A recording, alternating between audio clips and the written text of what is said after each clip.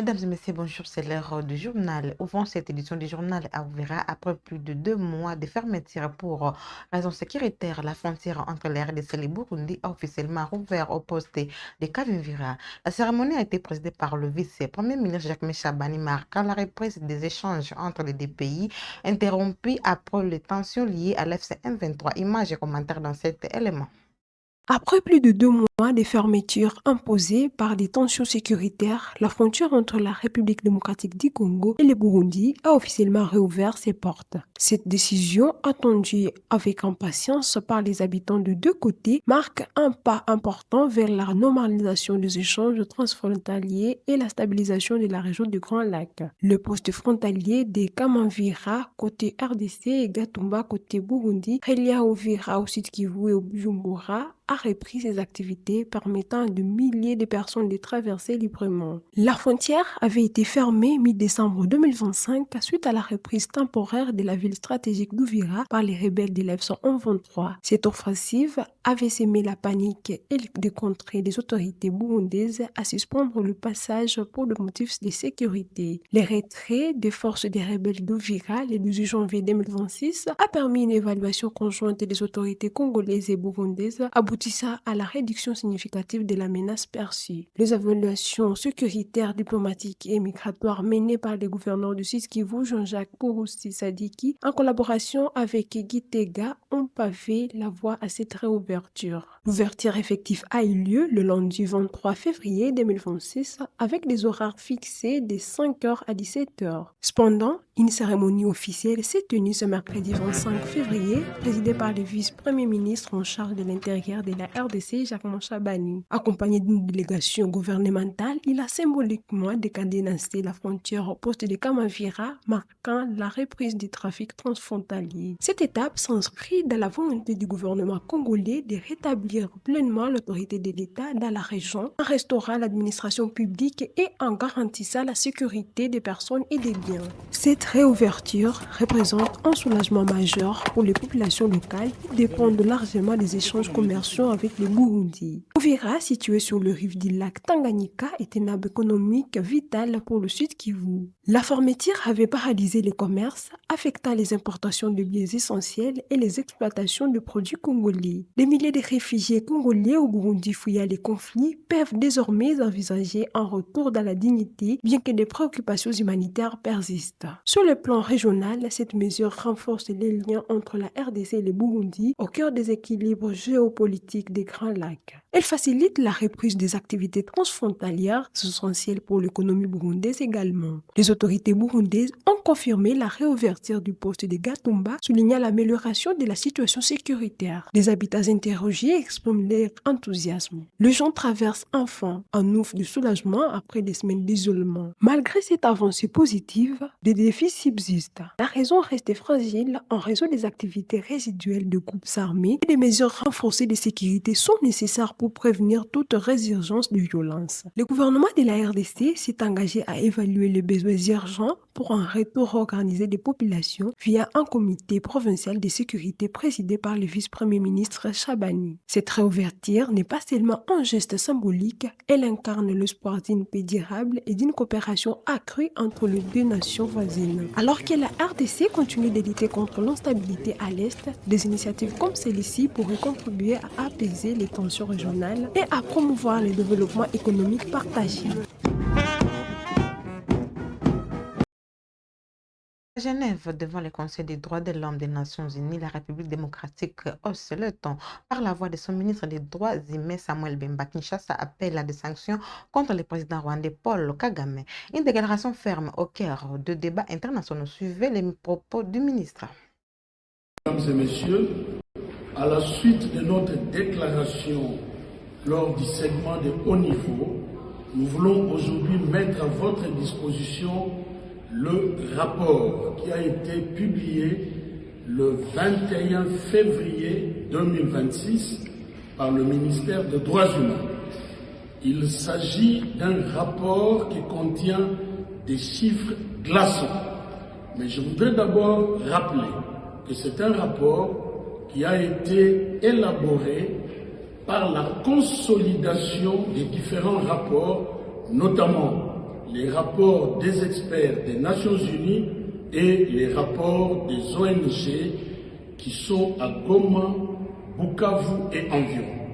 Ce rapport concerne les 12 mois d'occupation de Goma, Bukavu et environ. Et là-dedans, il se trouve qu'à l'heure actuelle, nous comptons 17 015 morts. Et s'agissant par exemple de viol des femmes, une femme est violée chaque 4 minutes. Et la cause de tout cela, c'est quoi? C'est l'exploitation des minéraux de la RDC. Dans le Nord Kivu, comme dans le Sud Kivu, vous avez la présence claire des militaires rwandais qui exploitent les minéraux de notre pays. Je vous prends l'exemple de Rubaya. À Rubaya, les forces rwandaises ont pris en otage 30 000 exploitants artisanaux et ils obligent ces derniers d'extraire chaque jour au minimum 3 kilos de coltan. Alors quand vous calculez 3 kilos de coltan pour 30 000 personnes par jour, vous en avez, parce que 1 kilo coûte $70 maintenant au Rubaya, vous en avez sur 12 mois un chiffre de 2 milliards 299 millions de dollars. C'est énorme. Et ceux qui ne font pas ce que les forces rwandaises demandent sont exécutés sommairement. Et donc, ici, le cri de la RDC consiste à demander aux Nations Unies de sanctionner le dirigeant rwandais qui sont à la base de l'agression de la RDC. Nommément, il s'agit du président Kagame et de ses supplétifs de l'AFC M23. Ce que le Rwanda de Paul Kagame fait en République démocratique du Congo est pire que ce que le roi Léopold II a fait chez nous. Dans le territoire de Rutshuru au Nord Kivu, plus de 50 jeunes ont officiellement intégré l'armée révolutionnaire congolaise branche armée de l'AFC M23. Cette annonce fait suite à un meeting populaire tenu mercredi à Kiwanja par le gouverneur Bahati Musanga. Et reste les détails dans ce reportage de communication du gouvernorat du Nord Kivu. Plus de 50 jeunes de Kiwanja ont répondu oui à l'appel du gouverneur du Nord Kivu Bahati Musanga Erasto. C'était au cours d'un meeting populaire tenu ce mercredi 25 février 2026 à Kiwanja, devant des centaines de milliers d'habitants ayant envahi le rond-point portant le nom de la même cité en territoire de Rutshuru. Le gouverneur en a profité pour remercier les parents de ces jeunes qui ont compris que leur implication dans la sécurisation de leur milieu est nécessaire. Tout est parti d'une forte mobilisation animée par M. Rémi Segiobe et Gafiche Semikore, membres du gouvernement provincial, lors d'une sensibilisation volontaire à ciel ouvert.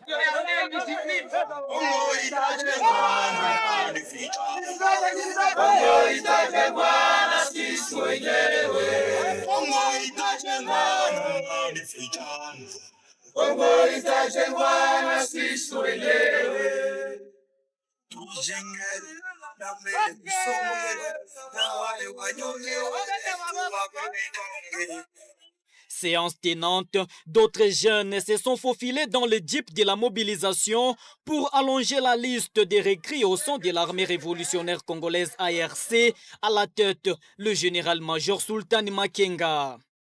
Le gouverneur a saisi l'occasion pour lancer un message d'unité et de vivre ensemble en appelant tous les jeunes de Kiwanja à s'approprier la sécurité du Nord Kivu.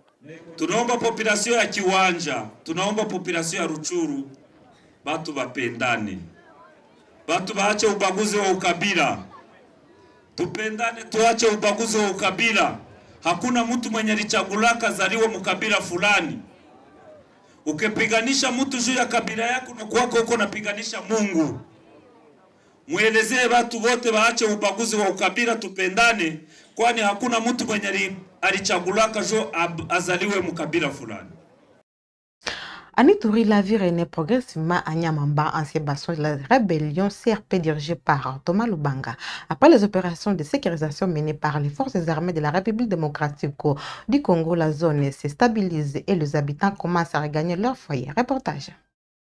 Sur les rives du lac Albert, les quotidiens tentent de reprendre ses droits. À Nyamamba, localité lacustre du territoire des Djougou, un changement de posture s'observe peu à peu. Après des années marquées par l'insécurité, les habitants prennent progressivement leur distance avec les groupes armés actifs dans la région. Un repositionnement qui traduit une volonté claire, voir revenir la sécurité, restaurer la confiance et permettre la reprise normale des activités aux côtés des FARDC. La guerre ne construit pas, mais détruit au contraire. L'unité ouvre les chemins vers le développement. Nous avons passé 4 jours dans la brousse à Nyamamba. Il faut que la paix revienne. Nous sommes fatigués. Dans cette entité stratégique du littoral du lac Albert, plusieurs habitants affirment leur volonté de rompre avec l'insécurité et d'accompagner les efforts de stabilisation. Un choix guidé par une priorité simple mais essentielle, retrouver la paix et relancer la vie quotidienne, pêche, commerce, agriculture, piliers de l'économie locale. Aucune rébellion n'a sauvé l'Ituri et aucune ne sauvera l'Ituri aujourd'hui ou demain. Ceux qui ont détruit l'Ituri hier ne peuvent en être les sauver aujourd'hui. Nous appelons les FARDC au professionnalisme afin de renforcer la dynamique de paix et de rétablir définitivement l'autorité de l'État, notamment à Boulé, ainsi sur toute l'étendue littorale lac Albert. Sur les chemins vers la stabilité restent encore longs dans certains coins de l'Ituri. Les signaux venus du littoral du lac Albert sont révélateurs d'une évolution des mentalités. Car au-delà des opérations militaires, la paix durable dépend aussi d'un engagement collectif des communautés. À Nyamamba, tout comme à Tchomia et Kassigny, certains habitants ont déjà fait leur choix, celui de la paix comme les vieux du développement. Dans cette dynamique, les autorités provinciales poursuivent également le renforcement du dispositif sécuritaire. Rappelons que les commandants des opérations et gouverneurs militaires de l'Ituri, le lieutenant-général Luboya Kashamadjouni, a récemment doté la force navale d'un patrouilleur moderne et équipé, un outil stratégique destiné à renforcer la surveillance des eaux du lac Albert, sécuriser les activités lacustres et pérenniser la paix dans cette zone sensible. L'archevêque Dodo Kamba fixe une ligne rouge. Il affirme ne vouloir engager aucun dialogue avec l'FCM23 sans l'aval du chef de l'État, Félix Tshisekedi. Une position exprimée mercredi à l'issue d'un échange entre le Conseil interreligieux congolais et les partis NOJEC autour de son initiative mise en place d'une commission Vérité, Réconciliation et Cohésion nationale. Retour sur ces déclarations dans cet extrait. Vous savez que partout où nous passons, nous écoutons tout le monde sans s'opposer. C'est de l'élégance. Tout le monde parle. Mais sur cette question de pouvoir aller à Goma rencontrer les autres, ça a été évoqué plusieurs fois depuis le début de la démarche avec le professeur André Mbata pour le compte de l'Union sacrée. On m'avait posé cette question, donc j'ai déjà répondu, j'ai dit et que notre travail consiste à échanger à tous ceux qui sont concernés dans le conflit, mais pour aller, je le dis clairement, pour aller à Goma rencontrer les autres, il faudrait au préalable que nous ayons l'autorisation du chef de l'État, quand même. Ça, on ne peut pas se permettre de faire comme ça. Mais si quelqu'un nous le rappelle, nous apprécions énormément cette manière de faire, mais nullement dans notre tête de pouvoir traverser les limites sans en avoir l'autorisation. Et en plus, nous voulons rassurer à tous ceux qui nous suivent, de près ou de loin, que nullement dans notre tête d'entraver ou de nous opposer à l'initiative du chef de l'État ou encore au travail qu'il a déjà entamé. Donc nous n'avons aucune intention de le faire. Et d'ailleurs, dans nos échanges avec cette équipe des NOJEC, nous avons dit au président qui est là et à l'honorable et à tout le monde du bureau, et que la seule personne qui peut nous orienter dans ce que nous devons faire de plus ou de moins, ce n'est que le chef de l'État. Donc on ne peut pas aller à l'encontre ou non. Nous sommes restés pasteurs. Et n'oubliez pas, dans tout ce que nous faisons en tant que religieux, Retour sur l'audience du mardi dernier au ministère du Budget. Le vice-premier ministre du Budget Adolphe Muzito a accordé une audience à une délégation gouvernementale venue échanger sur les priorités budgétaires et les perspectives de collaboration. Retour en image dans ce reportage.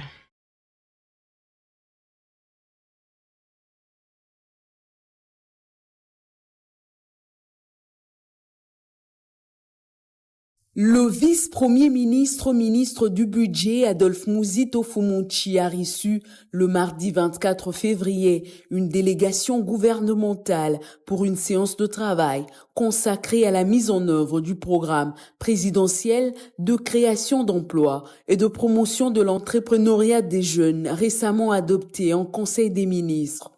La délégation comprenait le ministre d'État en charge de la formation professionnelle, Marc Kilali Kombo, la ministre du Genre, de la Famille et de l'Enfant, Micheline Ombaye Kalama, ainsi que le ministre Justin Kalumba Mwanangongo. Cette rencontre s'inscrit dans la dynamique de concrétisation du programme dénommé Debout jeunes congolais, issu des recommandations de la table ronde nationale sur l'emploi et l'entrepreneuriat des jeunes, convoquée et présidée par le chef de l'État, Félix-Antoine Tshisekedi Tshilombo. À l'issue des échanges avec le vice-premier ministre du Budget, la délégation n'a pas caché sa satisfaction. Aujourd'hui, nous pouvons dire que nous avons été satisfaits de nos discussions avec les vice-premiers ministres du Budget, qui est très compétent en la matière et qui était bien entouré. C'était une grande séance de travail qui fait suite à l'adoption par le Conseil des ministres d'un grand programme, le programme présidentiel sur la création des emplois et sur l'entrepreneuriat des jeunes. C'est un programme qui est dénommé Debout jeunes congolais. Ce programme lui-même découle des recommandations de la table ronde nationale sur l'emploi et l'entrepreneuriat des jeunes qui avait été convoquée par son Excellence, Monsieur le Président de la République lui-même, Félix-Antoine Tshisekedi, présidé par lui-même, suivi jusque dans les ateliers par le chef de l'État lui-même. C'est dire à quel point il tient à la matérialisation de ce programme-là. Pourquoi nous sommes venus au ministère du Budget? Le programme lui-même, il repose aussi sur deux pieds. Premier pied, la gouvernance. Deuxième pied, c'est le financement. Nous avons foi que ce programme va voir les jours et il va être opérationnalisé parce que la volonté politique est au zénith. À l'issue de la réunion, la délégation gouvernementale a exprimé sa confiance quant à l'opérationnalisation prochaine de ce programme porté par une volonté politique affirmée et orientée vers l'amélioration des perspectives d'emploi pour la jeunesse congolaise. Et pour terminer ces actualités, après 2 décennies de perturbations dans les communications aériennes, la régie des voies aériennes franchit un pas décisif. Une antenne moderne VCAT3 a été installée à l'aéroport international de la Luano à Lubumbashi dans la province du Haut-Katanga pour mettre fin au tour noir entre les avions et la tour de contrôle. Les détails dans ce reportage de la RTNC du Haut-Katanga. Dans le cadre de la matérialisation de la vision du chef de l'État, son Excellence Félix-Antoine Tshisekedi Tshilombo, sous la supervision du vice-premier ministre des Transports et Voies de Communication, Jean-Pierre Bemba Gombo, le directeur général de la RVA, Louis-Blaise Londolé, et le DP Désiré Liengo Litele ont résolu de mettre fin au problème tant décrié de trous noirs par les compagnies aériennes qui sont le consommateur de nos services, avec la firme canadienne qui nous accompagne depuis plus de 20 ans. Nous sommes à l'aéroport l'aéroport de Loano à Lubumbashi, où un réseau essentiellement moderne avec la dernière technologie de pointe est en train d'être mis sur pied. Le V7+3 en IP afin de résoudre le problème de communication entre les avions et le contrôleur qui rend très difficile la navigabilité sur l'espace aérien congolais. Donc là, nous avons une nouvelle antenne qu'on vient d'installer. Ça veut dire qu'on est en train de moderniser notre réseau. Le réseau il a vieilli, il y a 20 ans passé qu'on a installé l'équipement. Et là, il y avait un problème, il y avait trop de réclamations par rapport aux compagnies aériennes. On parlait d'un trou noir au Congo. Alors il a failli avoir des crashs par rapport à ça. Et avec l'effort du nouveau DG qui vient d'arriver, Rubens Londolé, il a pensé à changer tant qu'on peut cette histoire. Bien qu'avec de faibles moyens, comme il y a la volonté, et là, on est en train de migrer vers la nouvelle version, qui donne le V7+2, et là c'est le V7+3. On a tendance à tout miniaturiser. Il y a une antenne de 4.7 qui donne un bon gain. Ce support de transmission va véhiculer la voix et les données pour les avions qui survolent notre espace aérien. Notons que malgré les difficultés et moyens qui ne sont pas à sa portée, le directeur général Louis-Blaise Londolé s'est vu dans l'obligation de mettre sur pied ce grand projet afin de rendre viable l'espace aérien congolais. C'est par cet élément que nous clôturons ces actualités. Mesdames et messieurs, n'oubliez pas de vous abonner, de cliquer sur la cloche de notification pour ne rien manquer sur votre chaîne web Info Télévision. Portez-vous bien.